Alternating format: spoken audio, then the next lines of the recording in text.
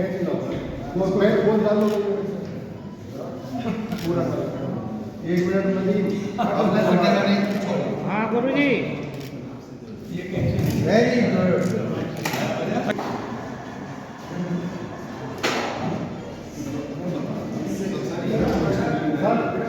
ये लो ये कर लो वो ठीक है कराएगा। हाँ ये नहीं भाई हाँ जी गुरुजी।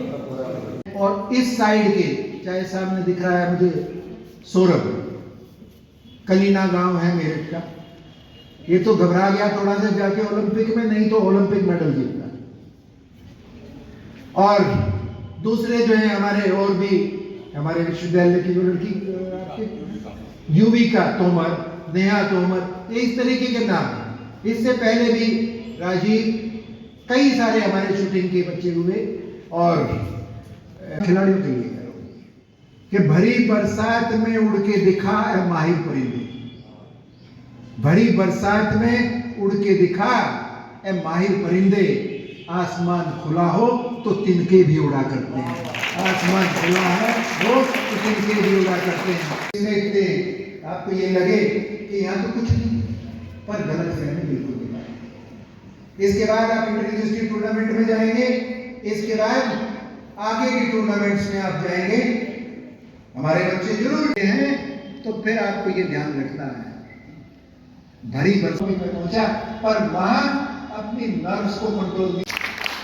क्रिकेट की हमारे टूर्नामेंट हुआ, हम दुखी हैं अभी सब, हालांकि दुखी नहीं होना करना और उनको बाहर फैलाना भी हमारा ही काम होता है। मैं आभारी हूँ प्रबंध तंत्र का जिन्होंने शूटिंग रेंज बना के दिया, और मुझे विश्वास है कि ये क्षेत्रीय विरासत जो निशानेबाजी के लिए क्षेत्र पहले से ही मशहूर है, इसके संवर्धन में बेहद सहायक होगा। मैं खिलाड़ियों से 2 बातें कहना चाहता हूँ। भारतीय संस्कृति के ध्वजवाहक स्वामी विवेकानंद जी जब शिकागो के प्रवास पे थे, तो एक नहर के किनारे एक पुल बना हुआ था, वहां पे कुछ अंग्रेज बच्चे छोटे छोटे अंडे रख के निशानेबाजी कर रहे थे। लग नहीं रहा था अंडे गिर जा रहे थे या बंदूक नहीं चल रही थी।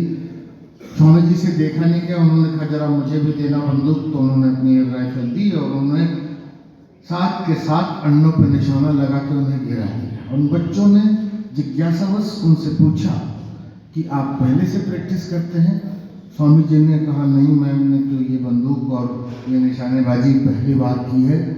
तो बच्चों को बहुत आश्चर्य हुआ, उन्होंने पूछा कैसा आप क्यों कर सके? बोले इरादा। इसलिए मैं अपने बच्चों से, जो प्रतिभागी बैठे हुए हैं, ये माँ शाकुंभरी विश्वविद्यालय के छात्र हैं, मुझे इनको सलाह है कि अपना इरादा मजबूत कीजिए, आर्ट अपने आप मजबूत हो जाएगा। लोग कहते हैं खेल के क्या फायदे हैं, और खासतौर से तीरंदाजी और बंदूक चलाने को ये न शारीरिक सौष्ठव देता है और न ही कोई और कुछ देता है। नहीं, आपकी सोच गलत है। ये आपको फोकस रखने में, अपने निशाने पे केंद्रित करने में आपको सहायक होता है।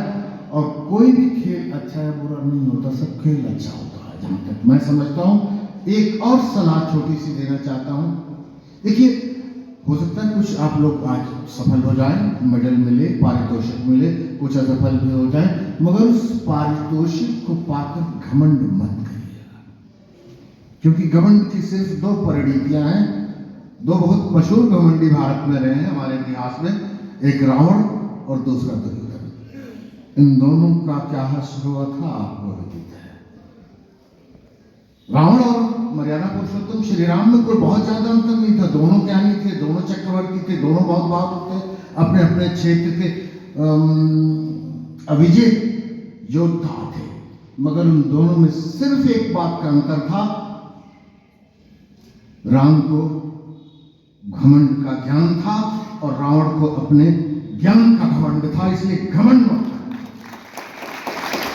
यकीन मानिए आप सफल होंगे। आपकी ये सफलता आपको, आपके परिवार को, आपके इस विश्वविद्यालय को और आपके इस देश को एक नई पहचान देगी, मुझे ऐसा विश्वास है।